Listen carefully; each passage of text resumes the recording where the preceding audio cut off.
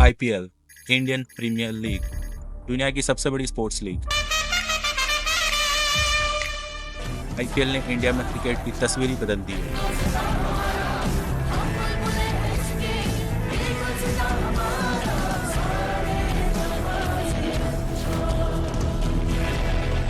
IPL की वजह से बीसीसीआई आज दुनिया का सबसे अमीर और पावरफुल क्रिकेट बोर्ड बन चुका है। पर आईपीएल से पहले एक और लीग थी जिसने इंडिया में फ्रेंचाइज बेस्ड क्रिकेट की नींव रखी थी। उस लीग को देख के बीसीसीआई ने आईपीएल के बारे में सोचा था। वो लीग इंडिया की पहली T20 फॉर्मेट की लीग थी। शायद आपने गेस कर लिया होगा कि वो कौन सी लीग है। वो थी आईसीएल, इंडियन क्रिकेट लीग। पहले देखते हैं आईसीएल कहाँ से स्टार्ट। जी एंटरटेनमेंट को तो सब जानते होंगे, देख रहे हैं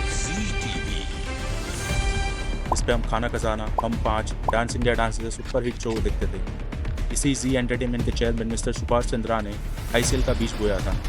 आईसीएल से पहले जी ने कई बार क्रिकेट ब्रॉडकास्टिंग राइट्स की बीसीसीआई से मांग की थी और सबसे ज़्यादा पैसे भी ऑफर किए, पर हर बार बीसीसीआई ने उनकी रिक्वेस्ट को रिजेक्ट किया।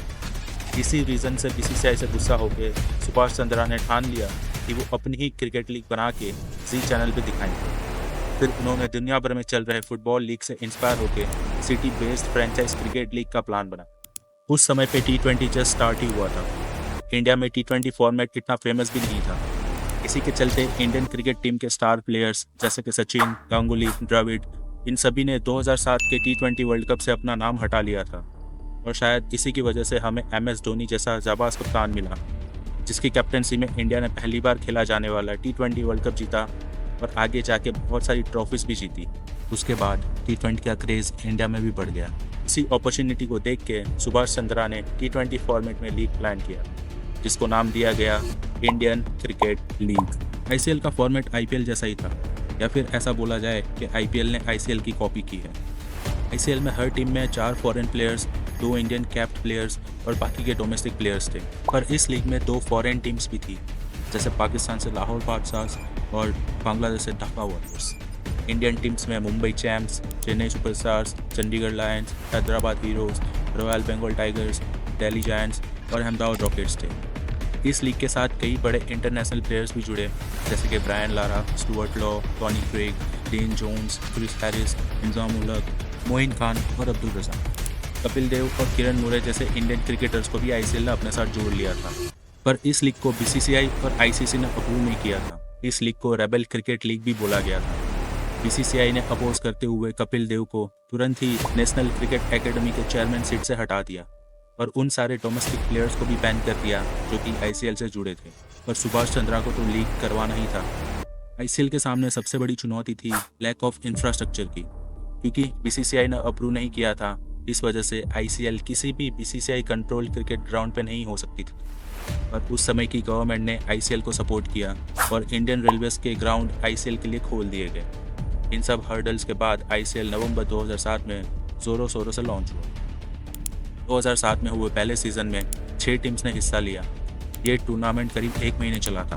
पहले सीज़न को चेन्नई सुपरस्टार ने जीता, जबकि 2008 में हुए दूसरे सीज़न में लाहौर और ढाका की टीम को ऐड किया गया।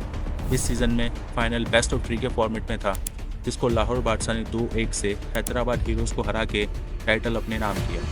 पर इसी बीच बीसीसीआई ने इंडियन प्लेयर्स और फॉरेन बोर्ड्स पे इतना प्रेशर बना लिया था कि 75% प्लेयर्स ने आईसीएल खेलने से मना कर दिया था। बीसीसीआई ने डोमेस्टिक प्लेयर्स की सैलरी भी डबल कर दी ताकि उनको पैसों की कमी की वजह से आईसीएल में खेलने की ज़रूरत ना पड़े। वहीं इंटरनेशनल प्लेयर्स को उनके बोर्ड ने आईसीएल में खेलने से मना कर दिया था और बांग्लादेश क्रिकेट बोर्ड ने तो उनके प्लेयर्स पे 10 साल का बैन लगा दिया। बीसीसीआई ने स्टेट क्रिकेट एसोसिएशन को भी प्रेशर बना लिया था कि आईसीएल की टीम को प्रैक्टिस के लिए कोई ग्राउंड ना दिया जाए। स्पॉन्सर्स भी आईसीएल का साथ छोड़ के जाने लगे। इन सब हर्डल्स के चलते हुए आईसीएल 2 साल से आगे नहीं बढ़ पाया।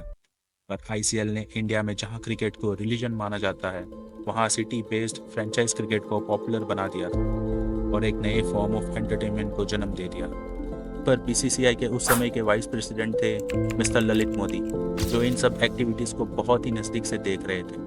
हालांकि उन्होंने बहुत पहले ही इस तरह की लीग का प्रपोजल बीसीसीआई के सामने रखा था, पर वो बीसीसीआई ने अप्रूव नहीं किया। पर इस बार बीसीसीआई ने इंडिया में टी20 लीग का पोटेंशियल को परख लिया पैसा ही पैसा होगा। और उन्होंने मौके पे चौका लगाने वाला काम किया और ललित मोदी को सारी जिम्मेदारी देते हुए आईपीएल 2008 में लॉन्च कर दिया। आईपीएल बीसीसीआई का लीग था, इस वजह से सारे इंटरनेशनल प्लेयर्स, इंडियन प्लेयर्स और डोमेस्टिक प्लेयर्स ने इस लीग में हिस्सा लिया। शाहरुख खान, प्रीति जिंटा, शिल्पा शेट्टी जैसे बॉलीवुड के बड़े बड़े नाम आईपीएल से जुड़े, जबकि विजय माल्या और मुकेश अंबानी जैसे जाने माने बिजनेसमैन ने आईपीएल में टीम अपने नाम की। एमएस धोनी आईपीएल ऑक्शन के पहले मिलियनर बने। उनको पहले सीजन के लिए चेन्नई सुपर किंग्स ने 1.5 मिलियन में खरीद लिया और जब चेन्नई ने मुझे खरीदा so I went for 1.5 million. Chennai का वो इन्वेस्टमेंट आज भी उन्हें बेहतरीन रिटर्न्स देते आ रहा है। आईपीएल की शुरुआत ही धमाकेदार हुई थी। पहले ही मैच में ब्रैंडन मैककुलम के वो 158 रन्स, तो सोहेल तनवीर की 14 रन्स देके 6 विकेट का वो स्पेल, यूवी का लास्ट बॉल वाला रनआउट, तो अंडरडॉग्स राजस्थान रॉयल्स का आईपीएल जीतना। आईपीएल सुपर डुपर हिट था पहले ही सीजन से। हर घर में आईपीएल बस चुका था। दुनिया का हर बड़ा प्लेयर आईपीएल खेल चुका है या तो फिर खेलना चाहता है। आईपीएल की सक्सेस को देखते हुए Pakistan, Bangladesh, West Indies, south Africa और भी कई कंट्रीज़ ने अपने लीग स्टार्ट कर किए, पर आईपीएल की सक्सेस को कोई बीट नहीं कर पाया और आज 2024 में आईपीएल दुनिया की सबसे बड़ी ब्रांड बन चुका है।